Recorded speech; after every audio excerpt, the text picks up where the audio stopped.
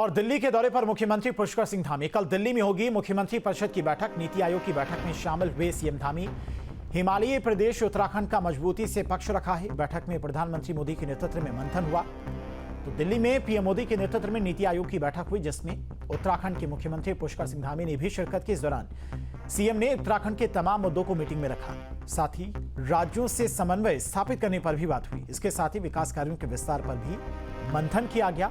कल राजधानी में मुख्यमंत्री परिषद की बैठक होगी।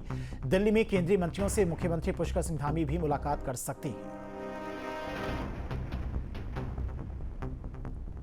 तो दिल्ली के दौरे पर इस वक्त मुख्यमंत्री पुष्कर सिंह धामी हैं। आज नीति आयोग की बैठक हुई और इस बैठक में उत्तराखंड का पक्ष मजबूती से मुख्यमंत्री पुष्कर सिंह धामी ने रखा है। तो नीति आयोग की बैठक में सभी राज्यों के मुख्यमंत्री मौजूद थे। प्रधानमंत्री मोदी की अध्यक्षता में यह बैठक हुई, जिसमें सभी राज्यों में अपना पक्ष मजबूती से रखा है और प्रधानमंत्री की तरफ से भी कहा गया कि सभी राज्यों को टीम इंडिया की तरह मिलकर काम करना होगा, क्योंकि सरकार का जो लक्ष्य है 2047 तक विकसित भारत का, उस लक्ष्य को हासिल करना देश के हर एक नागरिक की जिम्मेदारी है। तो नीति आयोग की बैठक में किन किन टॉपिक पर चर्चा हुई है और वो भी आपको ग्राफिक्स के जरिए दिखा रहे हैं। सरकार की तरफ से उत्तराखंड के मुख्यमंत्री पुष्कर सिंह धामी की तरफ से अपना पक्ष रखा गया। जो विकास कार्य उत्तराखंड में चल रहे हैं, आने वाली जो ज़रूरतें हैं, प्रदेश की भौगोलिक परिस्थितियां हैं, कौन कौन से मुद्दे हैं, उन सभी पक्षों को बेहद मजबूती के साथ में मुख्यमंत्री पुष्कर सिंह धामी ने नीति आयोग की बैठक में रखा है। कल मुख्यमंत्री परिषद की भी बैठक होगी। तो दिल्ली के दौरे पर रहे मुख्यमंत्री पुष्कर सिंह धामी आज नीति आयोग की बैठक में शामिल हुए हैं। कल मुख्यमंत्री परिषद की बैठक में शामिल होंगे। तो राज्य से जुड़े कई मुद्दों को बैठक में आज रखा गया है। नीति आयोग की बैठक में उत्तराखंड का पक्ष मजबूती से उन्होंने रखा है कि किस तरह से उत्तराखंड की सरकार राज्य में हर एक तबके के लिए काम कर रही है। इंफ्रास्ट्रक्चर को मजबूत किया जा रहा है, स्वास्थ्य सुविधाओं को बढ़ावा दिया जा रहा है, साथ ही साथ पर्यटन पर भी जोर दिया जा रहा है। और जो श्रद्धालु, चाहे देवभूमि की अगर बात करें तो जो पर्यटन स्थल हैं या फिर धार्मिक स्थल, उनके विकास पर भी काफ़ी ज़्यादा जोर दिया जा रहा है। हर साल करोड़ों की संख्या में श्रद्धालु दर्शन करने के लिए उत्तराखंड पहुंचते हैं। चार धाम की यात्रा की बात करें, हरिद्वार में गंगा स्नान की बात करें, इन पर विकास पर काफ़ी ज़्यादा फोकस किया जा रहा है सरकार की तरफ से। और उत्तराखंड आने वाले पर्यटक को, श्रद्धालु को हर एक सुविधा मिले। देवभूमि में, उत्तराखंड में अगर कोई पर्यटक पहुंचे तो उससे यहाँ पर हर एक सुविधा मिले, उसे एक अलग एहसास हो। इसको लेकर प्रदेश सरकार लगातार काम कर रही है। और आज नीति आयोग की बैठक में भी मुख्यमंत्री की तरफ से तमाम सारी बातें रखी गई हैं कि आने वाले समय में उत्तराखंड में और क्या कुछ ज़रूरतें बढ़ेंगी, उत्तराखंड के युवाओं के लिए सरकार क्या काम कर रही है। और देश में कोरोना ने पांव पसारने तेजी से शुरू कर दिए हैं। भारत के अलग अलग राज्यों में इसके केस सामने आ रहे हैं। उत्तराखंड में भी खतरनाक वायरस ने दस्तक दे दी है। यहां 2 मामले सामने आए हैं, हालांकि दोनों केस माइग्रेंट हैं, जिनमें से एक महिला गुजरात की है जो ऋषिकेश में पूजा अर्चना करने आई थी, जबकि दूसरी महिला बंगाल की है। दोनों में सामान्य लक्षण थे। जांच में कोरोना की पुष्टि हुई है। वहीं स्वास्थ्य विभाग अलर्ट पर है। अस्पताल में सभी सुविधाओं को दुरुस्त करने के निर्देश दिए गए हैं। दोनों मरीजों की जीनोम सीक्वेंसिंग के जरिए वेरिएंट की जांच की जा रही है।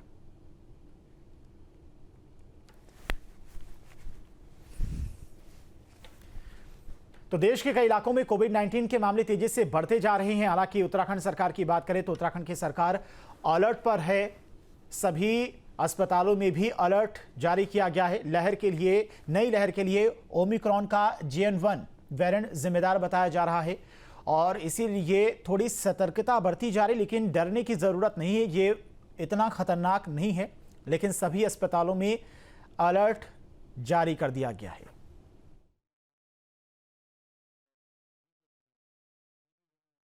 कोविड जो हम लोग का आपने सुना ही होंगे कि पूरे भारतवर्ष में जो है लगभग 277 केसेस अभी रिपोर्टेड हुए हैं। ये कल की रिपोर्टेड है, लेकिन ये हमारे अन्य राज्यों में है, जैसे तमिलनाडु, महाराष्ट्र, केरला, उस जगह हमें पाए गए हैं। और हमारे राज्य में अभी कोई एक्टिव केस नहीं है। हाँ, 1-2 माइग्रेंट हमारे वहाँ ज़रूर आए थे। एक हमारे जो है वहाँ से आई थी, ये बेंगलोर से, और एक गुजरात से। जो कि अभी एडमिट हैं वहाँ पर। लेकिन जो गुजरात से आई हैं 57 ईयर ओल्ड है वो, और वहाँ यहाँ पूजा और उसके लिए आई थी ऋषिकेश में। तो थोड़ा सा उनको जो सिम्टम्स होते COVID, cough and cold and थोड़ा रेस्पिरेटरी ट्रैक्ट इन्फेक्शन, तब वो उनको किया था, इन्होंने टेस्ट किया था, तो उसमें वो पॉजिटिव आई थी। और चारधाम यात्रा से जुड़ी बड़ी खबर, केदारनाथ में उमड़ा भक्तों का सैलाब। 22 दिन में 5 लाख के पार पहुंचे श्रद्धालु। 1 किलोमीटर के क्षेत्र में 10 पर्यावरण मित्र तैनात। यात्रा मार्ग पर साफ सफाई की व्यवस्था। 24 घंटे यात्रा का किया जा रहा संचालन। 4000 घोड़े खच्चर करा रहे आवाजाही। पशु चिकित्सकों की टीम धाम में तैनात है। तो केदारनाथ धाम में भक्तों का सैलाब उमड़ रहा है। सबसे ज्यादा भक्त बाबा केदार के धाम पहुंच रहे हैं। आंकड़ों की बात करें तो यहां पर 22 दिन में 5 लाख से ज्यादा भक्त दर्शन कर चुके हैं। यात्रा मार्ग पर 1-1 किलोमीटर के क्षेत्र में 10-10 पर्यावरण मित्र तैनात किए गए हैं। 24 घंटे यात्रा का संचालन किया जा रहा है।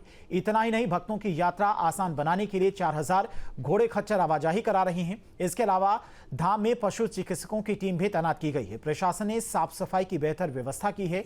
टोकन सिस्टम के जरिए श्रद्धालुओं को दर्शन कराए जा रहे हैं।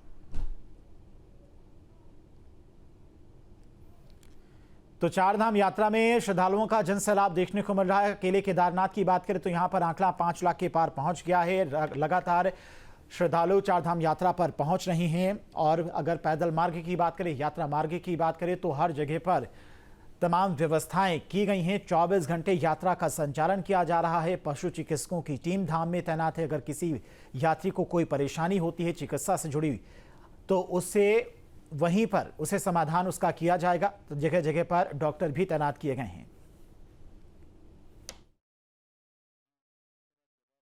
आज यहाँ पर केदारनाथ धाम में पहली बार ही दर्शन करने आया हूँ, परंतु यहाँ पर जो व्यवस्था हमने शासन प्रशासन की देखी वो बहुत ही अनुकरणीय है। और उसमें सबसे मेन मुख्य बात यह है कि जो टोकन लेकर, जैसे यहाँ पर अपन गौरी कुंड में स्नान करने के बाद प्रीपेड काउंटर से अपन खच्चरों को वहाँ पेमेंट करने के बाद अपने वो टोकन हमको दिया जाता है, उनका लाइसेंस हमें दिया जाता है कि आप व्यवस्थित पहुँच जाएँ, उसके बाद ये लाइसेंस इन्हें वापस करें। और हल्द्वानी में आगामी 1 जून को कांग्रेस से भव्य जय हिंद यात्रा करने जा रही है। ऑपरेशन सिंदूर की सफलता के चलते कांग्रेस से कार्यक्रम को ऐतिहासिक बनाने के लिए जुट गई है। हल्द्वानी के स्वराज आश्रम में समारोह के आयोजन का खाका खींचा गया। इससे खास मौके पर प्रदेश अध्यक्ष करण महारा, नेता प्रतिपक्ष यशपाल आर्य, गुरदीप सप्पल समेत कुमाऊं मंडल के नेता मौजूद रहे। कांग्रेस का कहना है कि यात्रा के जरिए बीजेपी का पर्दाफाश किया जाएगा। देखिए, 1 जून और कांग्रेस द्वारा आयोजित जय हिंद रैली हमारे शौर्य, पराक्रम, वीरता के प्रतीक, हमारे सैनिक जिन्होंने हमेशा देश की सुरक्षा में अपना महत्वपूर्ण योगदान दिया है, सीमा की सुरक्षा की है, और आज भी हम सुरक्षित हैं। अपने सेनाओं पर हमें गर्व है। उसी को लेकर कांग्रेस 1 जून को ऐतिहासिक रैली करने जा रही है, जिसमें हम जो हमारे सैनिक हैं, पूर्व सैनिक हैं, पूर्व सैनिकों का, उनके परिवारों का, उनके परिजनों का सम्मान करना चाहते हैं।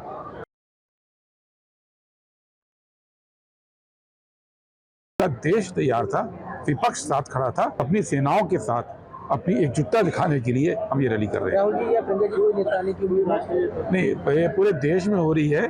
कौन कहाँ जाएगा ये भी तय होना बाकी है।